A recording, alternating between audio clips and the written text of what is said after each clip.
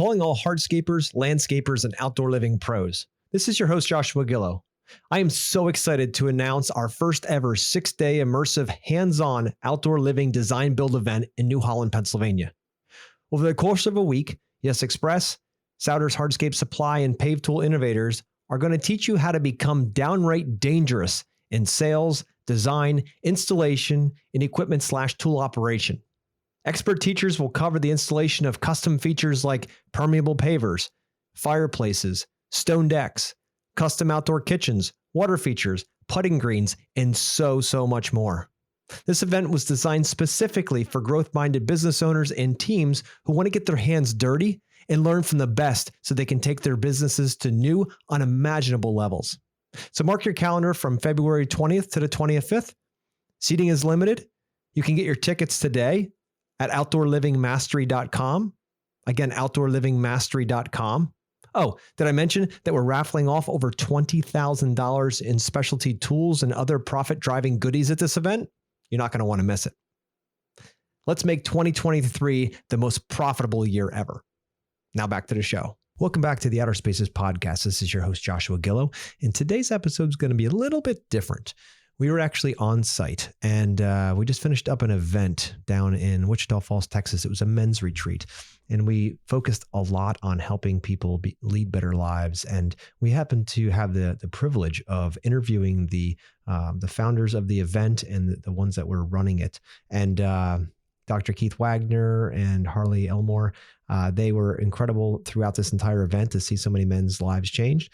And we're going to jump in here and have a conversation with them about, this is right after the event. So it's a 3-day intensive event. And the boxing is the metaphor we use throughout this event in order to help bring that masculine journey to the forefront. Now, we're going to be able to dive into it deeper here with the hosts of that event. And I can't wait for you guys to hear about all the different things that happened there and what was happening. And I'm actually very blessed to be co-host with my BIA, my brother-in-arms, Ace Haggerty. So enjoy the show. Hello, and welcome to Outer Spaces, a podcast dedicated to empowering designers and contractors in the outdoor living space. Through this show, I hope to create a powerful resource for you, someone who is trying to grow their company but might not have all the tools and processes to do so. On Outer Spaces, we're passionate about breaking the chains of small mindsets and helping contractors just like you take control of their businesses and their lives. My name is Joshua Gillow, and through my 25 years of dirt under the nails experience, I look forward to sharing tips, strategies, and other contractor success stories here on the Outer Spaces podcast. Now, let's get on with the show.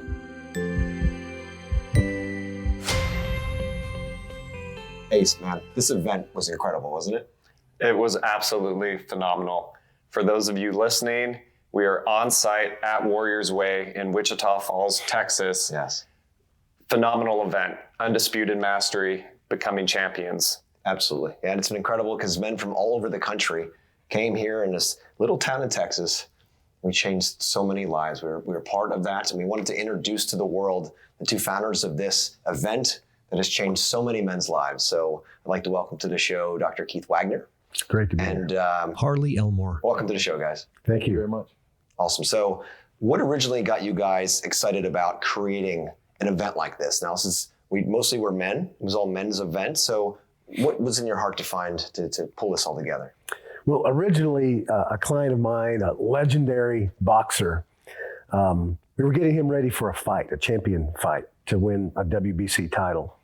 And we went to go see a mentor that Harley introduced me to, a great grandfather to all of us, to speak some words of wisdom, some sage advice. And he's even still at 80 years old to give him some good reps, some good hard combat rounds.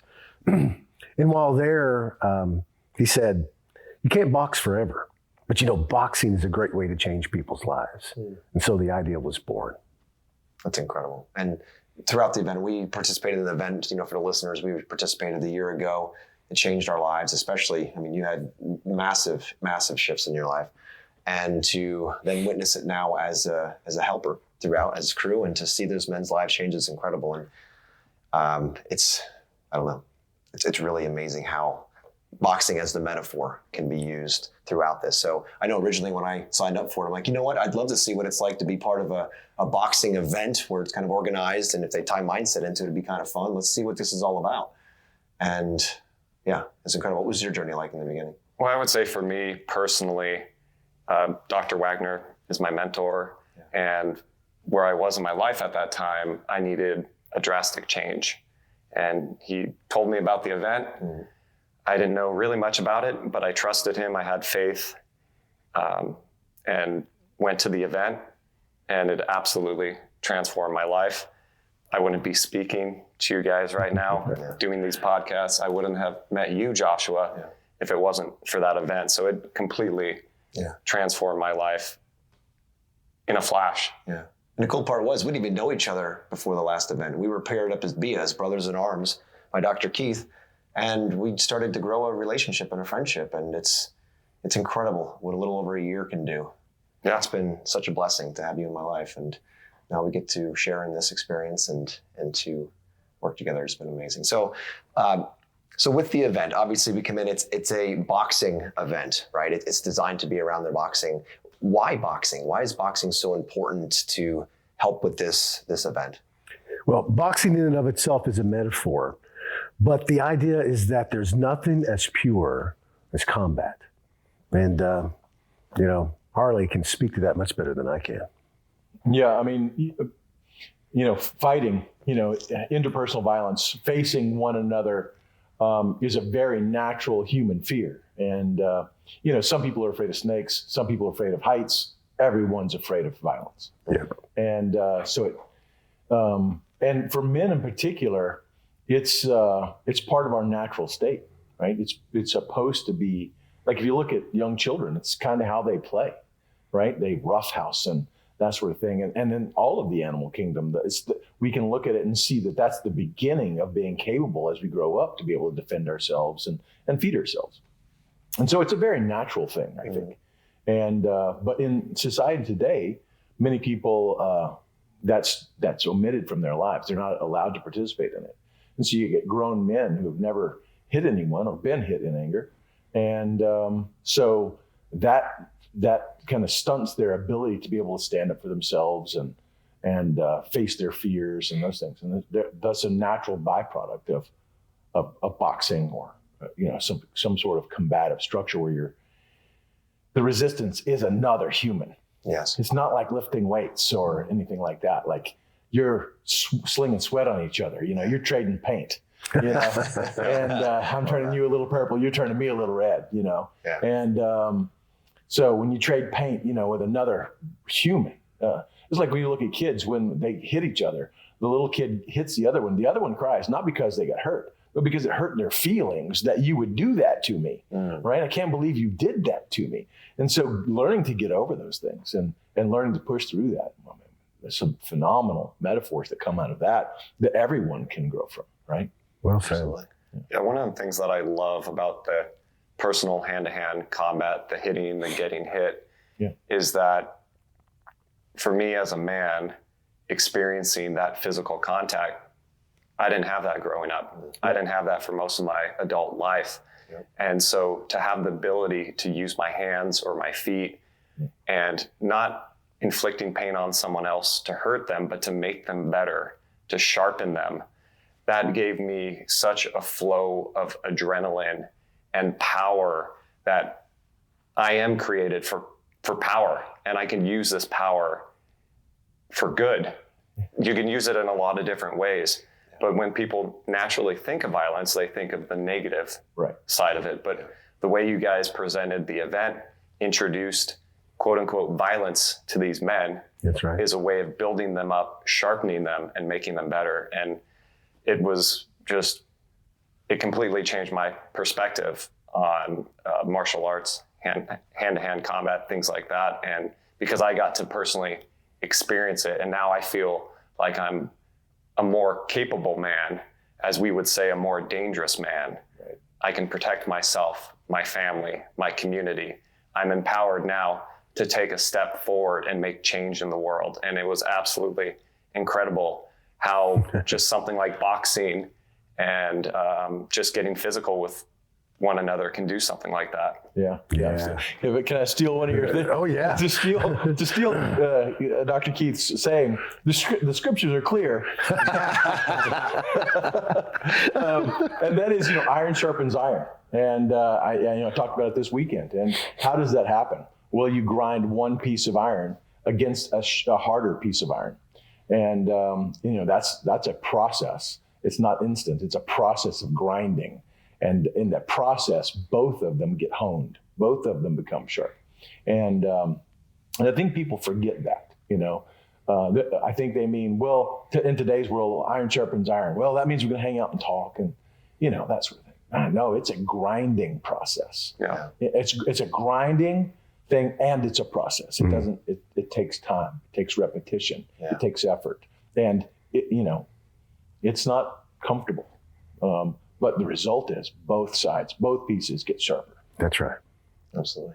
No, I love that. Now, I'd like to get into a little bit of, kind of where you guys came from, how you got to this position, so the listeners know who we're talking to. We know who we're talking to. Yeah. Legends, but would like the rest of the world to know. So, Keith, can you tell us a little bit about your past and how you got to this piece? Sure. Absolutely. I'd love to. Yeah, I grew up, very poor, rural Arkansas, just like Harley, having to hunt sometimes for food, and grew up with an abusive father. And so that taught me early on how to anticipate moods, signals, right? How to read people. And I became that guy, even in grade school and on through high school, who was the peacekeeper, who would come in and help settle disputes, and I could read people and help them. And so just developing that natural attribute, because I had to, is if my father came home angry, oh, you better not be in the way. You had to read him, or, you'd get beat. That attribute helped create a pathway for me. Because just like Harley just said, as iron sharpens iron, now, and this is one of the things we do in Undisputed Mastery, is we teach people to look into the face of their father, which is to grow up as a capable man, no longer to be the boy that blames their dad, but to see them as a real man. Now that has transformed me, and I'm able to celebrate my capabilities. And I have my dad to think about it. So because of that, went to school, did the whole psychology, got a couple of doctorate degrees, tons of research for 30 years, worked with, some of the world leaders in that business like Tony Robbins, and still learning to this day. I learn from this man right here every time I'm here. I love it. Love it. Thank you. Incredible journey for sure. It's amazing how all those things kind of coalesced into where we are right now. Yeah. People ask me, Keith, why do you study so much? Why do you train other people? I'm like, because I'm still learning. Yeah. I'm still growing. And Harley? Yeah. I could just go ditto. Again, I grew up on the other side of Arkansas in the woods, and, again, very, difficult childhood, a lot of violence in the family. I got into martial arts because I wanted to be able to defend my family, stand up for my mom, stand up for my brother. Yeah. I really didn't become the peace broker. I just became equally violent. And so I fought all the time. I fought in school all the time, and just became one of those kids. And then eventually became introspective and, all that stuff. And martial arts was what got me out of that. Martial arts was a way to see the world through a different lens and see men who were trying to improve themselves and others, and an avenue for escape out of that poverty and that hardship. And of course, martial arts wasn't easy. It was equally hard, but there was a light at the end of the tunnel, if you will. And so my martial arts instructor at the time, Dr. Monty Atchley, kind of took me under his wing and helped me from going the wrong direction. And I just continued to train, and I ended up traveling around the country to study with the best martial artists in the world. To study with guys like Dan Inosanto and Tuhon Chris Sayak and Tony Samara and Master Chai, all legends in their own right, and literally leaders and pioneers in the field. And then I got the opportunity in early 2000 to study with Chris Sayak and go into the Sayak tactical side of things and work with military, and that's what I've done for the last 20 years. And run here our academy here in Wichita Falls for the last 23. So. It's incredible. That's kind of the pathway. What I really love about the Warrior's Way ethos is you actually tell us a little bit about how you help the local schools and the kids. Yeah, martial arts has got so many things for so many people. And, if you look, I remember when we first opened, I wasn't going to train kids. I was like, I don't want to train kids. I want to train fighters, because the school that I had run in Tulsa, Oklahoma with Terry Gibson, we were an adult academy, and we had, Golden Gloves boxers and kickboxers and full contact stick fighters and grappling guys. And I was like, kids? Who wants to train kids? Yeah. Right? And I'm not a daycare. And there was just so much drive in this community wanting it that eventually I was like, well, all right, let's start a little kids program, see how that goes. And it turned out to be so much more rewarding than I ever expected. First off, you have them for so much longer, right? You can have kids for so long. They go through grade school and junior high and high school, and they're still training with you. And I'm like, wow. And you really get a chance to really mold them. Yeah. You become part of their family, and they become part of yours. We have an after-school program where kids, we pick them up from school in our vans. They come here. Half of them go do a martial arts class, while the other half's in the back doing their homework and getting a snack, and then they swap. We have intramural tournaments and Halloween carnivals, and we've just made it part of the community and allowed the community to be part of us, rather than just a business that's sucking money out of the community or something. We're trying to find ways. How can we give back to them? How can we make these kids who are going to grow up and become the next judge, the next senator, the next school teacher, the next police officer? That's right. How can we launch them into the community as part of our a grassroots effort to change our communities for the better? It's incredible. Yeah. And that's the core. What Harley just said. That's the core of the very idea of what we do here. It's actually very selfish on our part because we give so much, and forgive the hoarseness, just coming off of this, how many hours did we put in? I don't know, 50 hours over the weekend? 30 days. 30 days. 30 days. Couple of naps between. Yeah. Well, you guys have just talked about your upbringings and having violence and poverty be a part of it. One of the things I noticed here with the men that had come in, a lot of these men were quote unquote broken in different ways. They had family trauma, relationship trauma. They were using coping mechanisms like drugs, alcohol, things like that. And one of the things that we focus on is the wound, as we call it, that we received either from our mother or our father growing up. Can you talk a little bit about the approach that we took on addressing the wound itself and also healing it? Sure. Yeah, just finishing that last statement real quick. It's selfish on our parts to give so much because of this, what you just said. It helps begin the healing of the world. Because when we invest in men and make them capable, help them develop principles, right? And then go out and have that sense of dangerousness, meaning that their capabilities is that they can kick down the doors of darkness and do good work, right? That's how the healing begins. Because you think about it, how does a wound heal? Well, it has to be a very violent process. And you can even get microscopic to the white blood cells and all those things that's going on in any kind of wound. It's a battle to get rid of the infection. And that's also the answer to the other question, why boxing? Because yes, it's a metaphor. Absolutely, it's metaphorical in that it's the battle that cures the infection, which heals the wound. But when you're out there getting punched in the face, the last word in your mind is metaphor. There's probably fewer letters in that response. I know I felt that. Generally only 4 letters. Only 4 letters. That's all that's needed. Yeah, for sure. No, it's incredible what you guys are doing. And the whole amazing amount of different people you've brought through the program so far. And could you speak to a little bit about what this program is for, who it's for? I know it's not just for guys like us. I know you also train others that are in the military and all that kind of thing. So even police forces. Can you talk a little bit about that?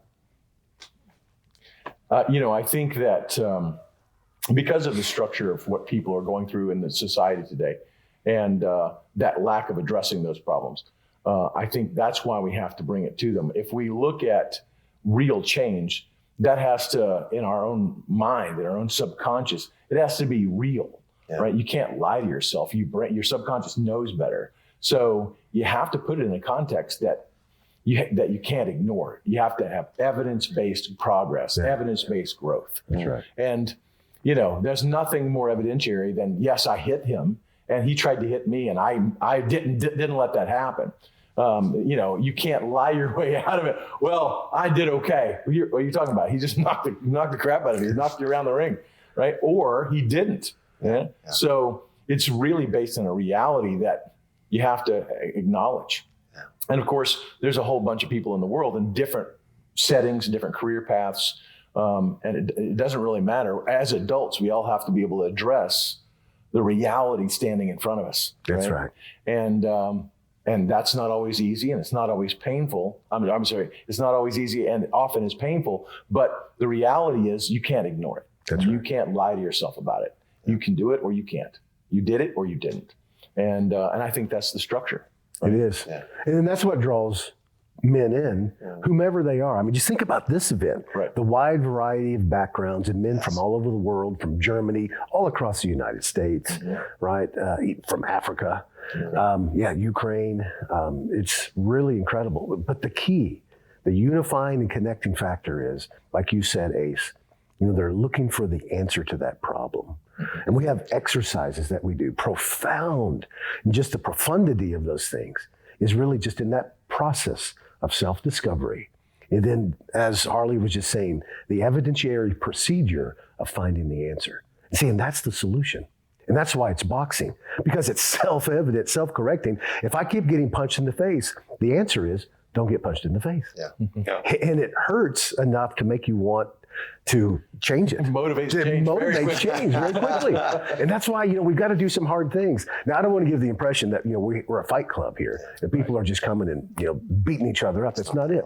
It's very structured. And that's another great value that Tuhon Harley brings to the table is these men leave with a real combat boxing structure. Very basic, but they can take what they learned here and they can trust it.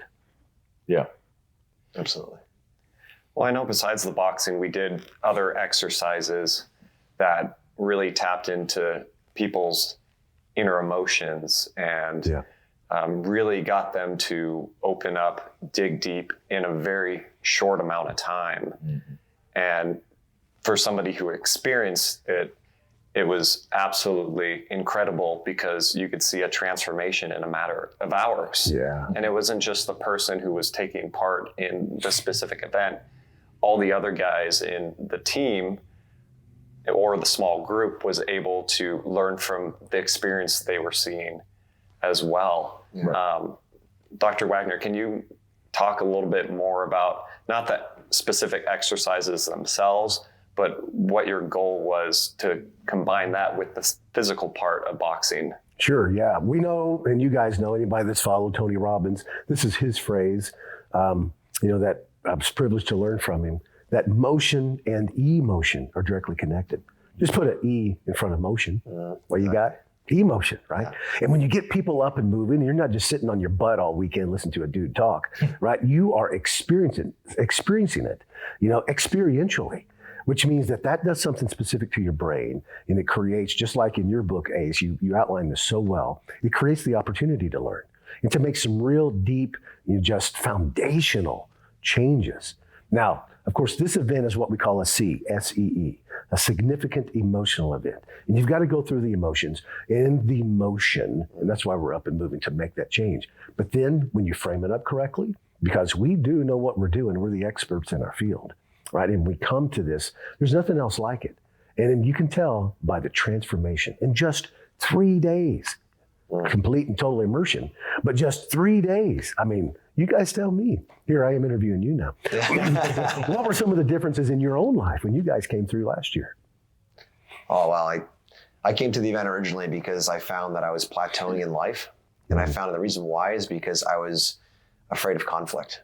So I could only get to a certain level when I was afraid of conflict. And I eventually deduced the reasoning being that I never got punched in the face. I never had a fight in school. I never did that stuff. I was always a peacekeeper. So that's how I stayed safe, right? So when I came to the event, I'm like, this is exciting, but I'm like, oh shit, I might get punched in the face, right? So anyway, so we came to the event, which just, I've been coaching with Keith for years, and finally the opportunity opened up, and I was like, all right, let's go to this event and see what this is deep in my soul as a man, but I don't know what it is yet, but maybe there's something on this path that'll take me to solving this problem. And it absolutely did, because you put me in a group with Nathan, who's a 265-pound, Giant. man, right? Giant.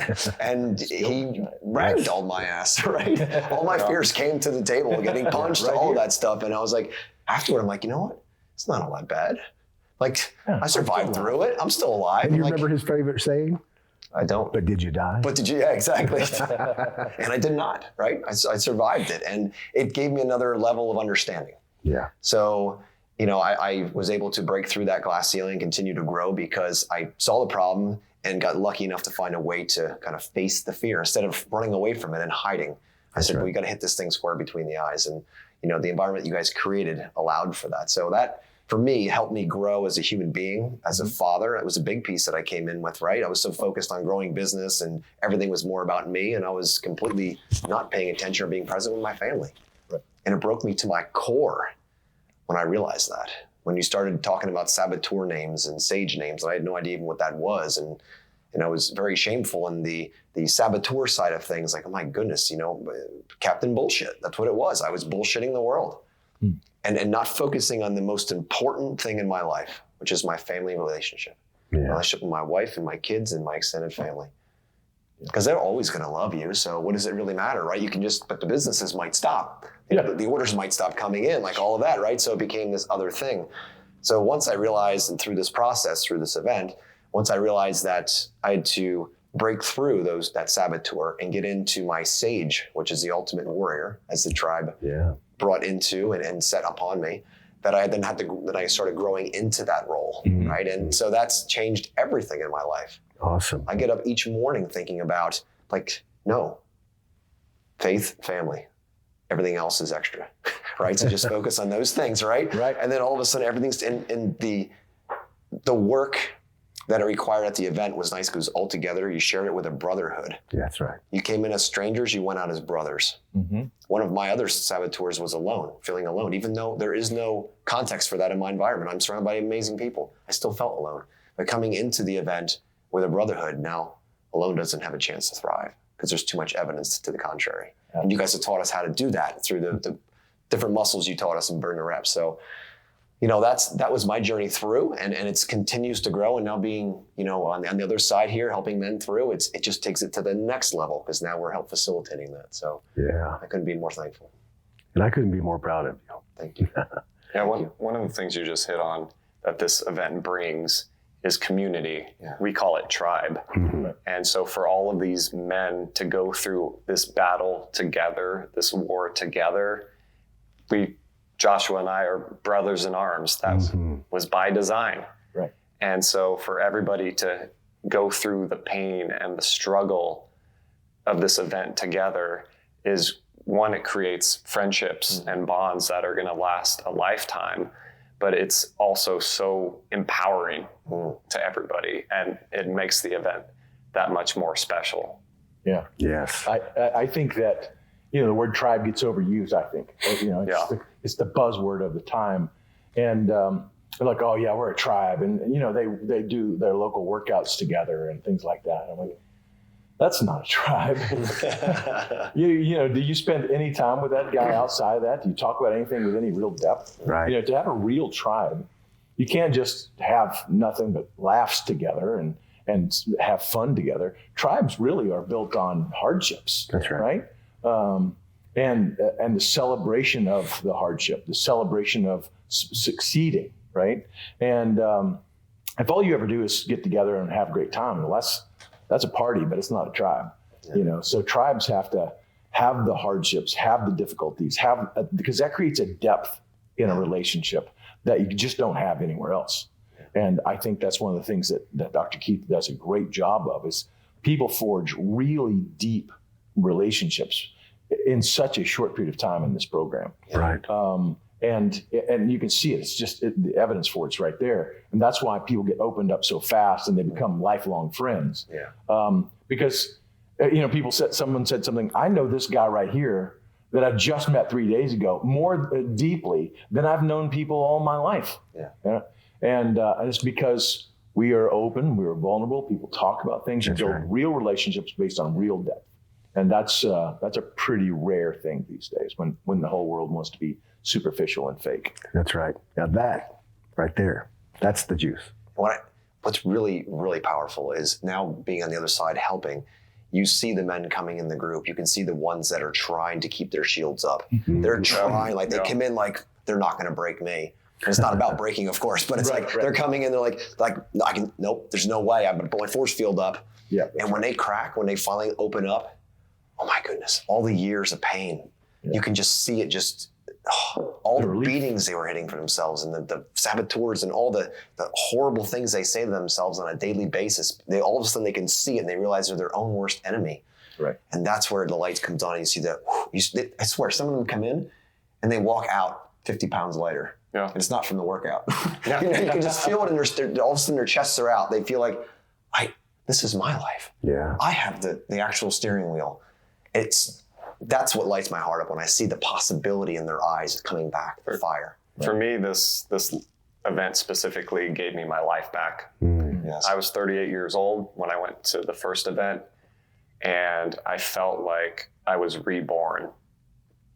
All the old garbage I would tell myself, or the image I had, the identity of myself was completely shattered. And we did it through what we call saboteurs and sages. Mm-hmm. Can you guys go a little bit into what those are for the audience? Sure, yeah. In and of themselves, they are metaphorical. It's just the idea of the darkness, the evil within you, and or the goodness in the light. But at its core, like a Knights of the Round Table, you have two of these in your mind. In your own, they're representative of thoughts, and you can get into Jungian psychology and Dweckian psychology. But the idea is that, it's kind of like the angel on one shoulder and the devil on the other. The saboteurs, well, their namesake, it's all right there. They want to sabotage you, right? They accuse you, the great accuser, right? They want to put you down and shame you. That's their currency, is shame and judgment. And it culminates really in a question. Do I have what it takes? That's every man's great question, like John Eldridge in the book Wild at Heart talks about. And the saboteurs always want you to answer that question, no. And the reason is because you're a piece of shit. Some unsolvable dilemma that there is no hope. Mm-hmm. Whereas the sages, they may say, hey, you messed up, but they don't deal in shame. Their currency is truth. Their currency is direction and action. All right, that happened, now what? So that the question can really get answered for real, with a real evidence. You do have what it takes, and here's why. It's an evidentiary-based procedure when you can develop the sage voices within you so that you can listen to them, just like the scriptures talk about. You hear those voices, but it takes work because the saboteurs never go away. They're there every day. And so you have to feed them, and it's the one that you feed the most through your thoughts, your words, and your deeds that get stronger. And then those become the directive guidance in your life. Absolutely. I know we felt that firsthand, huh? Oh, yeah. It sounded crazy in the beginning, didn't it? Oh, yeah. It's like, what do you think? Devil, angel, what's going on? Like, these guys are crazy. Yeah. And then all of a sudden we started digging in, and it was like, there's something to this. Well, there's something powerful also, too, when you personify a voice or a personality. For me, my saboteur was doormat, which was very suiting for my life at that time. Yeah. I would let people step all over me. Right. And I kind of just lived for other people's lives, not my own. And that just made me incredibly unhappy. Life was unfulfilling, and I was just miserable. Right. And going through this event in such a short amount of time, I got the champion name, the superhero name of Ace. Yeah. And I also was taught how to call upon it. So anytime I'm facing fear, I'm facing the unknown, I call upon Ace, and he comes out and he focuses, he shoots down the enemy and completes his mission. And that's something I get to carry for the rest of my life. And it is so empowering to have that power that you can call upon it whenever you need to do great things in your life. And honestly, for me, just help other people. Yeah. Yeah.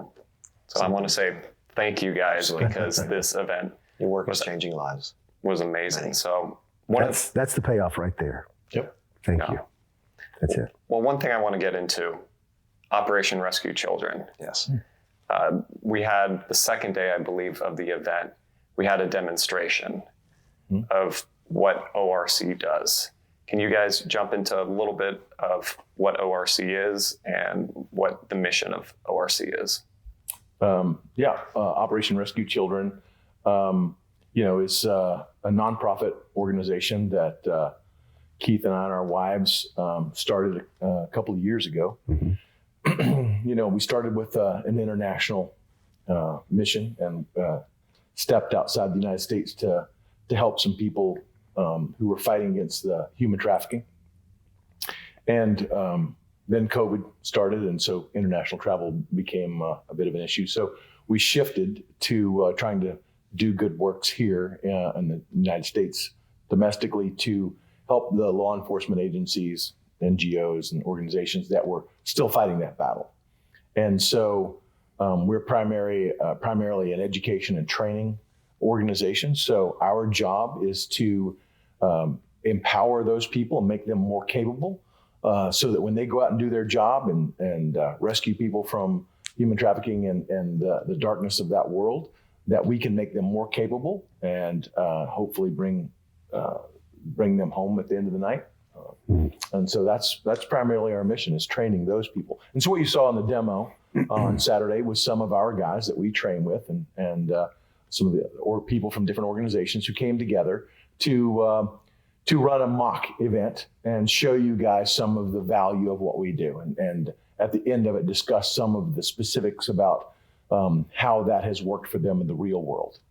So yeah, that's what we do. Yeah, well said. But I was surprised during the demonstration that as these men move through like trained machines as they were, right? Just on point, moving through, clearing cars, all of that, looking for trafficked children or whatever their target was at that moment. How I got this emotion that started to fill up inside of my soul. And I was just sitting back and I was starting to tear up and I was trying to put a word on it. So I'm like just watching these men, knowing that this is a mock, but these men are putting their lives on the line. They have families at home. They choose to do this. Yeah. They choose to go in to help solve this problem. Right. And there was just such a respect is the only word I could put on there. And as these men moving through and the training, this is just a show for us, but all the years of training to get there and sacrifice to be able to do this. Right. And then to hear that they're barely supported. Right. Especially the financial side, when they need equipment, they need things that are going to keep them safe so they can go home to those families. That's a problem. Yeah. Like, how is that a problem in this world of abundance? Like, they should have like the best of everything because they're doing God's work. Right. So it's like, you would think, of course, that's where the money's going to go because that makes perfect sense. But it wasn't. So there was a feeling, there was so much education when I could see that. So I appreciate you guys showing us that and taking us there for that because it really hit me in the soul. Yeah. And Keith, if you wouldn't mind, could you tell us a little bit more about slavery nowadays? Like, this was something, when you told me all about this, it shocked me. Yeah. With what, I mean, obviously we know what ORC does, but what's the problem they're trying to solve as far as like the bigger problem? There's really three big problems that just immediately you can see that we're the answer to. And number one is, slavery. And we can call it trafficking. That just means the movement of people, right? But really the real problem is slavery. People being stolen and their lives stolen and treated worse than animals, right? Captured and enslaved and tortured and abused and raped and sodomized over and over and over. And there are more slaves in the world today than ever before. When I first heard that statistic, I thought, there's no way. I thought we got rid of that 150 years ago, but no, more than the entire population of Canada. And, the problem's right here under our noses. Women and children specifically, especially being targeted. And so ORC, Operation Rescue Children, one of the big things that we do is recognize that problem. And we're called to action. And Harley and I and our wives, Crystal and my wife, Adrienne, we just couldn't sit by. I mean, it broke our hearts. And I thought, man, we got to do something, right? And then, of course, with Harley's skill set, he's built these skills over a lifetime. He's the best in the world at what he does. Because the other problem is the people who go out there and rescue the children, there's not enough funding, there's not enough training, there's not enough of them to go around, and they're just these people with big hearts that can't sit by and let just this go idly either, and they need us. And one man came to me and said, man, we're getting slaughtered. The guys out there, they need help. And I said, well, I know a guy, and that's this guy.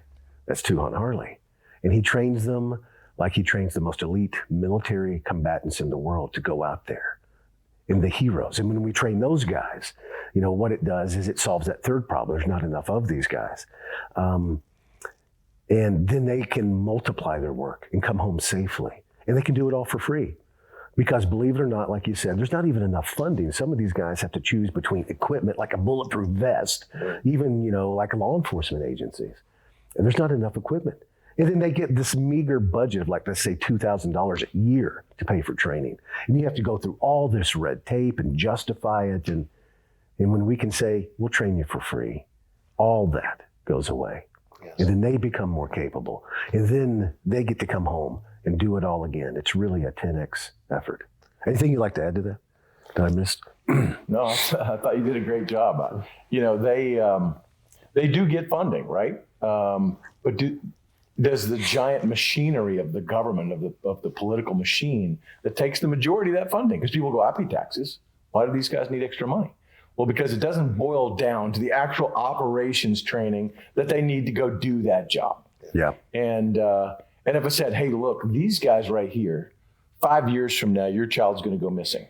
This team right here is going to be the ones that goes and finds your daughter. Would you like to invest right now in their capabilities and their skills? Yeah. Or do you want to wait until they're standing in front of you, taking a report and trying to get evidence? Yeah. And so it's a very simple formula, right? And so when we look at that, we're like, yeah, it makes perfect sense. We want to make as many of them as capable and as strong as we possibly can now, find out what it is they need specifically, and then provide that for them. Yeah, that's the formula. Yeah. One thing I love that you hit on earlier, you had mentioned the word grassroots movement. Mm-hmm. And being a part of ORC myself, the thing that I love, it's a group of people that just want to help. Yeah. And what I've seen here at Warriors Way, what I've seen with your students and the community, is that you guys and all of us aren't waiting for someone to come in and save us, the government to come in, big money, whoever to come in. We're taking it upon ourselves to change things ourselves. And I didn't really realize that until today, actually. And it was just phenomenal how you had said that, how just a spark, just one spark can create a massive change in the world. Yeah. Yeah, to quote Thomas Sowell, people have to stop looking outside themselves for saviors. Right? Yeah. That's us. Yeah. That's you and me. Okay? If you want somebody to change this, it's us. That's right. We are the hands. We are the people that God depends on to solve these problems. It was incredible to talk to. I believe it was K-Bob was his name, one of the operators. Yeah. Incredible human being. Ace and I were chatting with him for a while. And we asked him, locally in this area, is this a national problem? The whole concept of human trafficking, is it? Because I live in rural Pennsylvania. It doesn't happen, quote unquote, around me, Sure. right? Because it's you always see it in a big city somewhere or something like that. And so we asked, look, what is it like around here? And what he was telling us was crazy. Yeah. How much of this happens on such a local level that you just don't see. Right. It's happening. It's almost like it's happening in the shadows, but it's there. That shocked me. I've got 2 young boys at home. Yeah. Well, one of the operators, I won't mention their names, but one of the operators mentioned, every time there's a concert in your area, in your city, every time there's a sporting event where thousands and thousands of people get together, every time there's some big event like that, there's an underground shadow movement of human trafficking and slavery. That's right. That's that's going to move people and drugs and all sorts of, illegal activity. It's going to be around that. Yeah. Tons of people, majority of people, just simply going to watch their favorite team play, right? Or go listen to their favorite concert. Yeah. But underneath that, all that's going on right in front of people. And if they don't have the education, if they don't recognize the signs, how will that ever, come to light? Yeah. So, yeah, it's right here. It's right here in America, right here in your community, right in your state, right in your city. So if people listening are as sickened by this as I was when I first heard about it, and Ace obviously is now during this process, how can they get involved? How can they get involved to help you guys on the mission? What's the best way? Well, one of the first things you can do is become educated. Yeah. Learn, get educated. Read into the subject. And the thing is, that's actually a hard part, right? If you just gave people we'll just send $20 to this web address, or whatever. That's actually an easy out, right? The easy out is just send some money to Operation Rescue Children on .com or .org. Sure, that's an easy out. But for you to really look at the problem and address that and then become involved in that in some way, that's the hard part, right? Because people don't want to look into the darkness. Yeah, that's right. But the reality is it is in your neighborhood. It is in your families. There's all these things going on. And so, yes, certainly we'd be happy to have your help in any way that you can provide to Operation Rescue Children. But if you can share what's going on in the world, talk to your friends about it, post it on social media, look and see what's really going on in the world, and then have the bravery and the audacity to talk to people about it. Yeah. And not turn away and not shy away from it because it's scary or it's ugly or it's hard. Yeah. But instead to face it head on. That's the real change that we need in the world. Somebody had mentioned when we were out for when we watched everybody do the demonstration, they said, if you want to make a big change, just think about what you do, right? And as men, a lot of us watch porn. And how much of that throughout our life, that's our journey, right? Just an innocent thing, not a big deal. They must be happy. It must be okay. But when one of the gentlemen said, if you're watching that, you're supporting this fucking problem. Yeah. Right. You are supporting this problem. Yeah. Yeah. Because most of those girls aren't there by choice. Right. And that hit me square between the eyes. Right. I'm like, I never thought of it from that angle. I saw some of the other men like, whoa. Sure. Because it feels like it's a when you do that, no one's watching you usually, right? So it's like no one knows it's good. You're not doing anything bad, but you are. Right. That's right. Right. Well, if we said, well, okay, but if you go to a prostitute, is that bad? And majority of guys will go, well, yeah, that's not, you probably shouldn't do that. That's bad. Right. Well, but she's getting paid for it, right? And you go, oh, yeah, but that's still bad.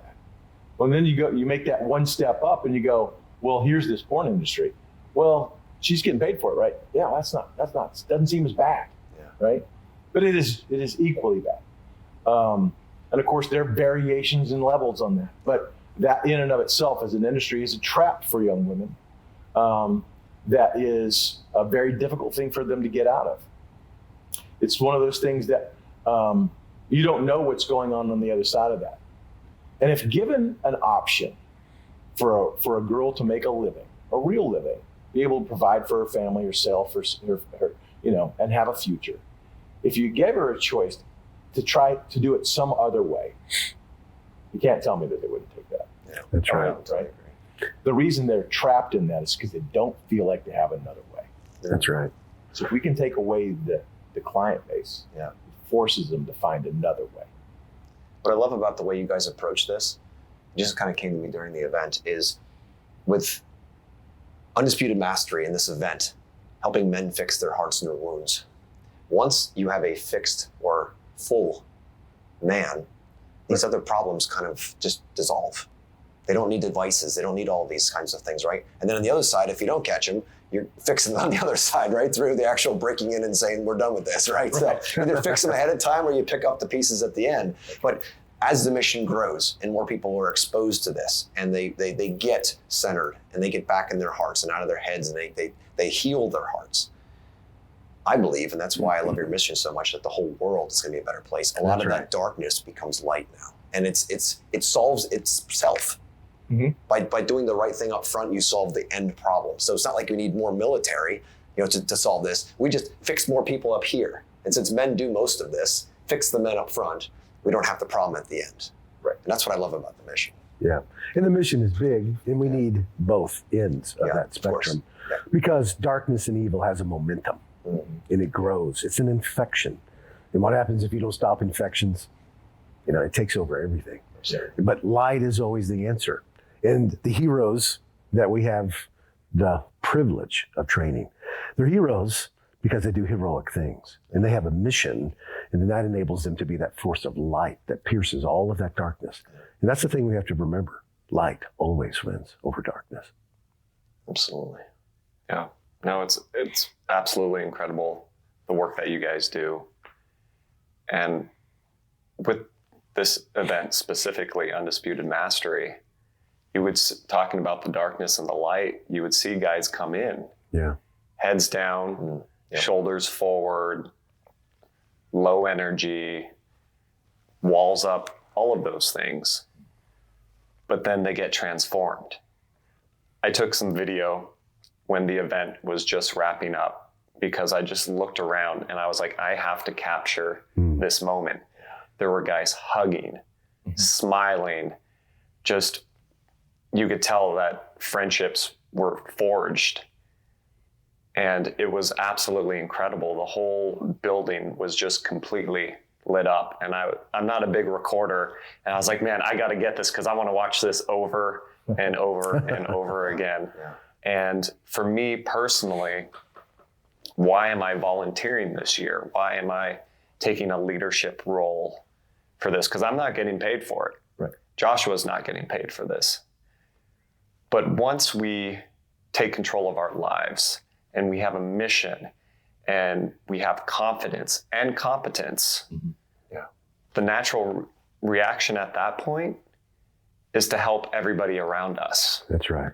That's right. And how can we share? And that's right. You're not getting paid the currency of dollar bills, money. No, we're getting paid a lot. We're a lot better than that. Yeah, that's right. Darn right. How much is that relationship right there between the two of you? How much is that worth? Yeah. It's priceless. Literally priceless. Yeah. No amount of money. No amount of money, ever. Yeah. And the change you see in people, there's no amount of money for that. I mean, you guys saw it this weekend. You watch guys literally ignore the evidence and face and just force themselves into a box of hate and watch them wallow around in it. Yeah. And then you watch them make that transition, that transformation, and come into the light and have the smiles and have the success and have them and realize that they can be the guys running their lives and live a life by design, right? Become their own superheroes. That's a pretty amazing transformation. And to get to be a small part of that, to walk that journey with people, that is a tremendous reward. That's worth it all to me. Yeah. Absolutely. Yeah.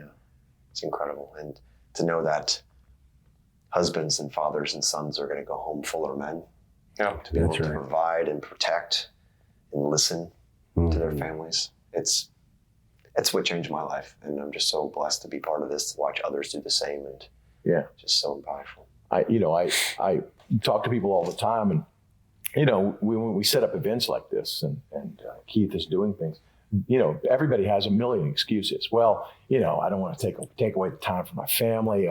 It's money, money's tight right now. I'd have to come out there, all these things. These are all excuses, right? And I'm like, well, if you come to this, what you're going to do. Yes, you're taking away time from your family. There's no doubt about that. We're not saying that you don't. And yes, we're taking away money from your family. We're not saying that, right? Those are real things. But what you're going to give back to your family is going to be such an enormous reward. Yeah. You're going to give them back a better father. Yeah. You're going to give them back a better husband. Yeah. You're going to give them back a better son.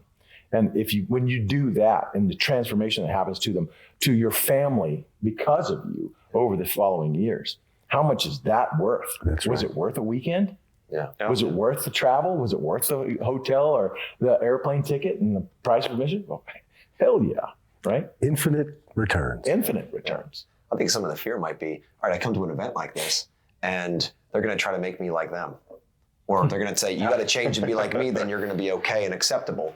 And that is just utter bullshit, right? The goal of any event like this is to make a better version of you. And you to find the better version, you've got to do the work. This is not something you're going to come into and there's like some hocus pocus and you come out something different. You've got to put in the damn work. And when you do, you come out the best version of yourself. That's right. Who wouldn't want to be the best version of himself every day? That's it. That's it. Yeah. And that at its core, that's just getting up in the morning going, yeah, this is going to be great, right? And then taking that greatness, that viewpoint, that mindset, and spreading it around and doing good things, with real action. That's what it's about. It's not about us or being like us, but there is a pattern, there is a formula, as we like to say, to how great lives happen. Yeah. And you've got to do it on purpose. It's being purposeful, taking action. Yeah. One of the things I enjoy about working with Keith is it pulls me into a different world than where I normally walk. And it shocks me that the diversity of the type of man that we're dealing with, the type of person that we're dealing with, that might not be in my normal life. This guy would never be in my world. Yeah. But here he is, and we're together at this event. That's and right. We're walking through this together. And the diversity and the difference between his world and mine is amazing. Yeah. But we're still on the same journey together, right? And we build that bond and we go through that, and that's a pretty interesting thing for me. It is. There's certainly not making copycats of ourselves. No clones here. Yeah, there's No a massive diversity. There's a massive diversity in the type of people, and the result that it comes out is just a better version of that. Yeah. That's right. And that's one of the things that really sets Undisputed Mastery apart from any other event. And you can tell when people fall short because they want to be like that guy up on stage. As awesome as that guy is, they got to be like that and they got to talk like that. They drink the Kool-Aid and it becomes so fragile because, one of our sayings is the clones, like you just said, always die. And that's not just the saboteurs we're talking about. That means when I am posing and pretending to be like someone else, that person cannot live. You get them into the real air, into the real struggle, they will crumble. Now, that's a journey people have to go on. But one of the things that separates us is we don't create clones. We help you discover that best version of yourself. Yes. One of my favorite quotes from Albert Einstein is when a man faces adversity, he introduces himself to himself. Or when a man faces adversity, he faces himself. Yeah. So true. That's it. So true. Well, guys, we could talk for hours. Do you have any other questions from these gentlemen? I know it's been a long weekend. Everybody's running on a couple of naps. Yeah, right. It's literally, it's 35 immersive. days with a couple naps. Yeah. Yeah, no, I just appreciate you guys taking the time after this event because for as much time and energy as we put into it, I know you guys have put that much more. Well, that guy right there. Oh, wow. No, I've seen him. And you guys, showing up, like you said, you didn't get paid for this, right? You're here because you have a heart for your own lives. And I look forward to even more conversations with you about as, cornermen, as facilitators and crew members, how this is making your life better. Absolutely. But you guys are here investing, doing this. This interview, thank you. It's getting the word out. It's letting people know whether they could ever come to our event or not, that there is hope. This is a solvable problem. But it does require hard work and action. Absolutely. And what I love about this event, you don't have to be someone that's boxed your whole life. No. You don't have to be someone that's super physically fit or can run 20 miles. It's none of that at all. If you're a man and you're able to move, this event can work for you. That's right. And that's the beautiful part. You've created it in a way that everyone can feel included because we all as men want to find that better version of ourselves. And I love it that way. Everybody gets touched. Everybody gets loved on, right? It's all about that encouragement that you can. Yeah. And we fight beside you the whole way. Yeah. So how can people find out more about this event? Do you have a website or? Sure. UndisputedMastery.com. You can get on there and all that information is there. And we keep those websites, it's really not all that sophisticated. It's just a little bit of information or they can, they'll find ways to email me, all that stuff through that website. Perfect. And then of course through Operation Rescue Children. Tuhon Harley's already talked about OperationRescueChildren.org. Man, we'd love to talk to you about our mission. Absolutely. Any other questions for these incredible human beings? Oh no, I'm just ready for the next event. We got to wait a year? What? Well, you guys can come back through our pinnacle event, Principled Savage. Oh, yes. Right? Yeah. AQ, adaptability quotient, making hard decisions in hard situations to sharpen your life. You guys come back this summer. That was a heck of an event. That's my challenge to you right here on air. On the air. Call it out. Call it out. One of the things real quick that I love that Joshua says, and I wish I had said it earlier to the group, is that before the end of an event like this, schedule the next event. Yeah. Because these events they get you in such a state of euphoria and bliss. But it's moments like this that you're truly living your life. That's right. And so before you go back home, before you go back into the real world, schedule the next one. So saying it live on air, Principled Savage 2.0 for There you go. the Ultimate Warrior and Ace. We're in. Yeah. Me too, baby. That's what I'm talking about. That's right. There's something really strong about that, in that is an anchor. That's right. Right? When you go back out in the world, a lot of things toss you and push you around. But when you've already set your anchor, you can't get washed out to sea, right? You're already there. You're already tethered to the next event, the next push, the next challenge. Yeah, it's like a staircase. It just keeps growing. And if you don't, you start sliding back down. And you just got to keep hopping up and going, upward instead of flat out or down. So each one keeps building. But Keith, Harley, this has been such a privilege to be here with you guys. Thank you for putting in the extra hour after an incredible event. And thank you for all of your life's work. It has changed so many men's lives, including these two looking at you and talking to you. And I cannot wait to see what this looks like in the next so many years or decades as it expands. And you guys are incredible. Thank you very much. Thank you for having us. Thank you, guys.